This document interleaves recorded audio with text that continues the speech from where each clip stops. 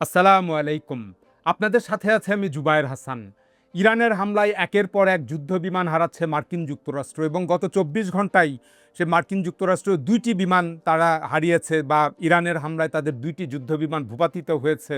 এরপর পাইলটদেরকে উদ্ধার করতে গেলে যে ২ টি বিমান ধ্বংস হয়েছিল তাদের পাইলটদের উদ্ধার করতে গেলে যুক্তরাষ্ট্রে আরও ২ টি ব্ল্যাক হক হেলিকপ্টার তারা এই ইরানের হামলায় মারাত্মকভাবে ক্ষতিগ্রস্ত হয়েছে। তো এতে মার্কিন সৈন্য আবার নতুন করে হতাহত হয়েছে। তো মার্কিন যুক্তরাষ্ট্রের যে যুদ্ধ কমান্ড রয়েছে সেন্টকম তারা এটা স্বীকার করেছে যে ২ টি ব্ল্যাক হক হেলিকপ্টার ক্ষতিগ্রস্ত হয়েছে এবং সেখানে মার্কিন সৈন্য হতাহত হয়েছে। তো ভূপাতিত ওই ২টা যে যুদ্ধবিমান মার্কিন যুদ্ধবিমান ছিল তার মধ্যে একটি হলো F-15 যা এই ইরানের পশ্চিম সীমান্তে বা পশ্চিম অঞ্চলে এটা ধ্বংসপ্রাপ্ত হয়। আর এর ২ জন পাইলটকে উদ্ধার করতে গেলেই মূলত যখন এই মার্কিন C-130 বিমানটা যায় এবং তার সাথে ২ টি ব্ল্যাক হক হেলিকপ্টার এই উদ্ধার তৎপরতা চালায় সেখানকার পাইলটদেরকে উদ্ধার করার জন্য।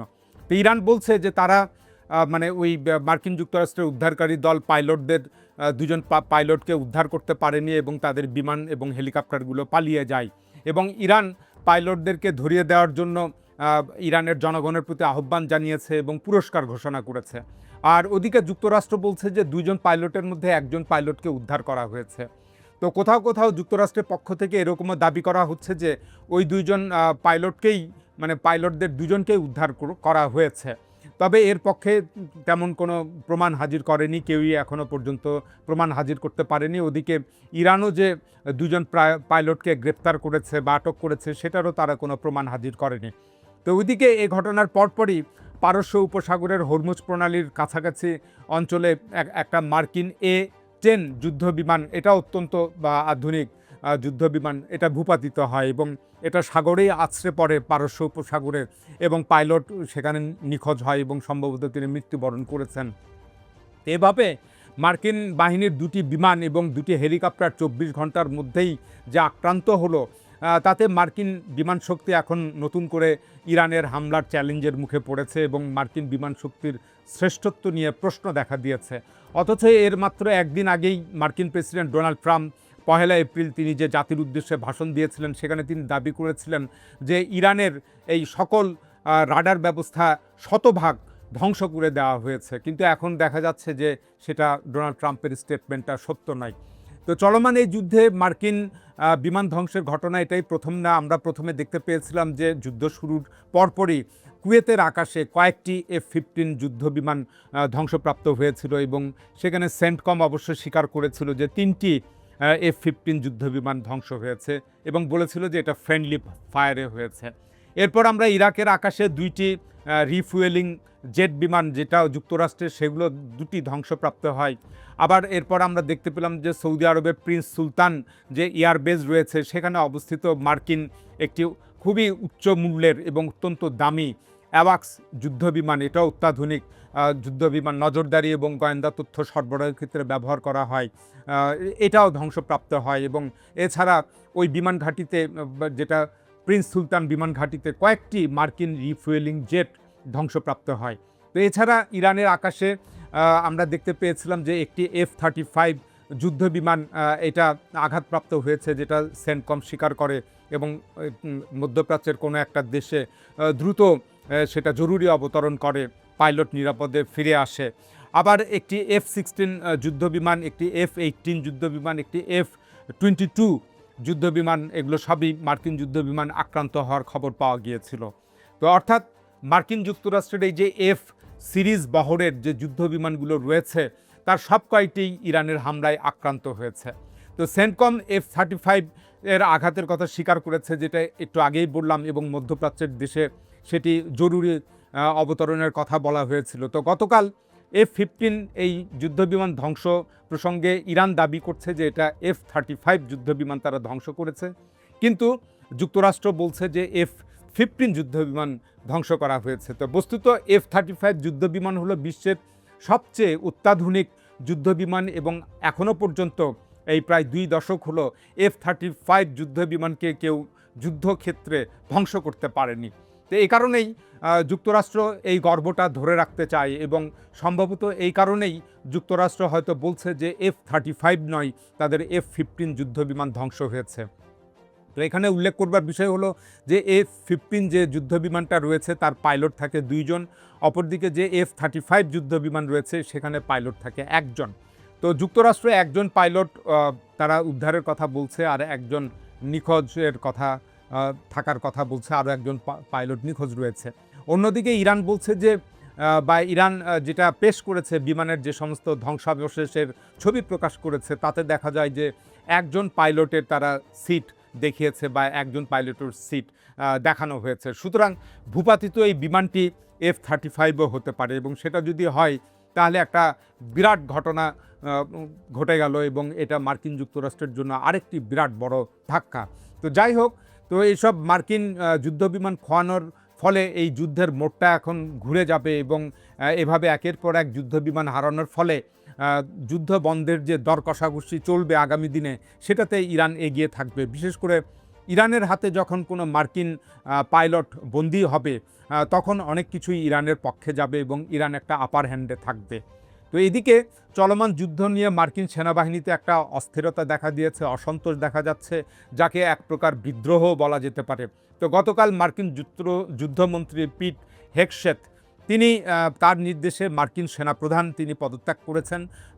মার্কিন সেনাপ্রধানের নামটা হচ্ছে র্যান্ডি জর্জ, তিনি পদত্যাগ করেছেন। এরপর এই মার্কিন যুদ্ধমন্ত্রী পিট হেগসেথ তিনি আরও 2 জন মার্কিন জেনারেলকে বরখাস্ত করেছেন। তো এসব বরখাস্তের বা এসব পদত্যাগের সুনির্দিষ্ট কোনো কারণ পেন্টাগনের পক্ষ থেকে বলা হয়নি। তো উল্লেখ্য যে এই মার্কিন যিনি যুদ্ধমন্ত্রী পিট হেগসেথ তিনি 2025 সালের ফেব্রুয়ারিতে দায়িত্ব নিয়েছিলেন এবং তার দায়িত্ব গ্রহণের পর এ পর্যন্ত তিনি মার্কিন সেনাবাহিনীর 20 থেকে 24 জন জেনারেল এবং অ্যাডমিরালদের বরখাস্ত কিংবা পদত্যাগে বাধ্য করেছেন। তো আন্তর্জাতিক পর্যবেক্ষকরা বলছেন যে এই মার্কিন যুদ্ধমন্ত্রী পিট হেগসেথ এখন এই মার্কিন সেনাবাহিনীতে এক প্রকার শুদ্ধি অভিযান চালাচ্ছেন। যারা ডোনাল্ড ট্রাম্পের উগ্রবাদী ডানপন্থী রাজনীতির সাথে যারা সহমত পোষণ করেন সেসব সামরিক অফিসারদেরকে এখন সেনাবাহিনীতে উচ্চ পদে বসানো হচ্ছে বা তাদেরকে বহাল রাখা হচ্ছে চাকুরিতে, আর যারা বিরোধিতা করছেন ডোনাল্ড ট্রাম্পের নীতির তাদেরকে সরিয়ে দেওয়া হচ্ছে। তো এটা ঠিক তৃতীয় বিশ্বের দেশগুলোতে এতদিন ঘটে আসতো, এখন এই বৈষম্যটা মার্কিন সেনাবাহিনীতেও এটা এখন ঢুকে পড়েছে।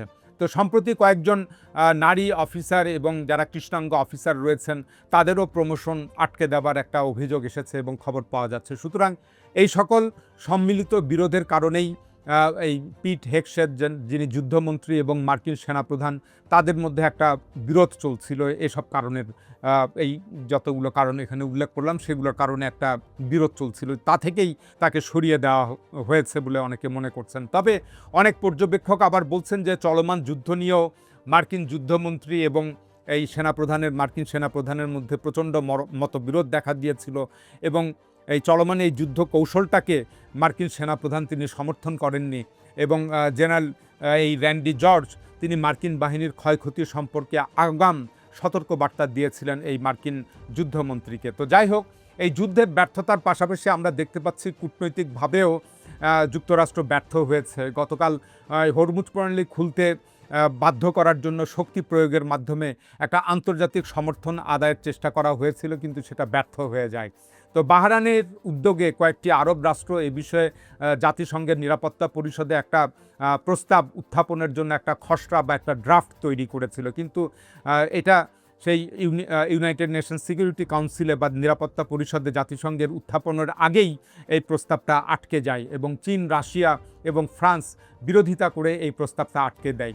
তো এই 3 দেশ তারা যে কারণে বিরোধিতা করেছিল তারা বলছিল যে বাহরাইনের এই প্রস্তাবের ভাষাসমূহ ভীষণ কঠোর, তো এগুলো নমনীয় করতে হবে এবং বাহরাইনকে এই ভাষাগুলো নমনীয় করার জন্য আহ্বান জানাই এবং পুনরায় বাহরাইন তখন ড্রাফটটা আবার তৈরি করার চেষ্টা করে ভাষাগত কিছু পরিবর্তন এনে।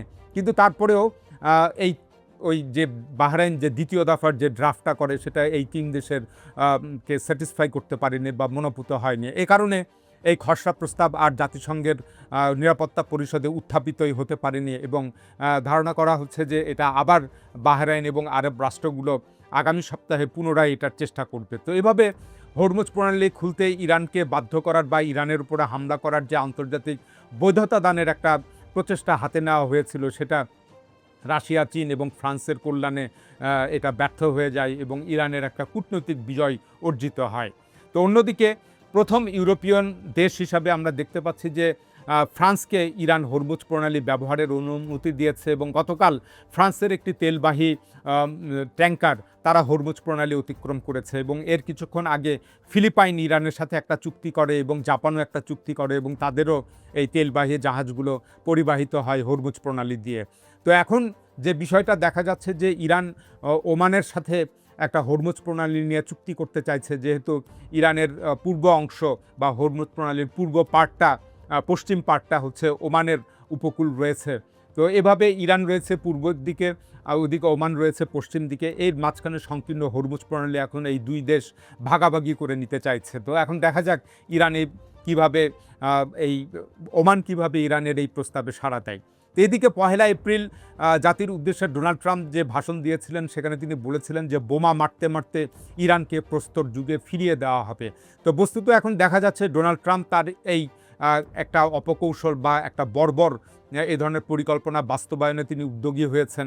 আমরা গত 24 থেকে 48 ঘন্টায় দেখতে পাচ্ছি ইরানের সবচেয়ে বড় বড় ব্রিজগুলো, ফ্যাক্টরিগুলো, কলকারখানা, শিল্প কলকারখানা, এমনকি ঔষধের কারখানা, এগুলো সবই ধ্বংস করে দেওয়া হচ্ছে। সেই সাথে অয়েল রিফাইনারিগুলো ধ্বংস করা হচ্ছে, স্কুল, কলেজ, বিশ্ববিদ্যালয়গুলো ধ্বংস করা হচ্ছে এবং পানি শোধনাগার সবচেয়ে গুরুত্বপূর্ণ যেটি, সেটিও ধ্বংস করা হচ্ছে, পাওয়ার প্ল্যান্টগুলো ধ্বংস করা হচ্ছে। তো এইভাবে যুক্তরাষ্ট্র এবং ইসরায়েল এগুলো করছে। তো পাল্টা প্রতিশোধ হিসাবে ইরানও ইসরায়েল এবং মধ্যপ্রাচ্য জুড়ে অনুরূপ স্থাপনায় হামলা চালাচ্ছে এবং যেখানে মার্কিন স্বার্থ সংশ্লিষ্ট প্রতিষ্ঠান রয়েছে, বিশেষ করে আইটি পার্কগুলো রয়েছে, সেখানে হামলা চালাচ্ছে। তবে ইরান এই কুয়েতের যে একটা পানি শোধনাগার এবং অয়েল রিফাইনারিতে হামলা হয়েছিল, তো সেটাই ইরান অস্বীকার করেছে এবং ইরান বলছে যে এটা ইসরায়েলের একটা ফলস ফ্ল্যাগ অপারেশন, এখানে ইরান এটাতে দায়ী নয়।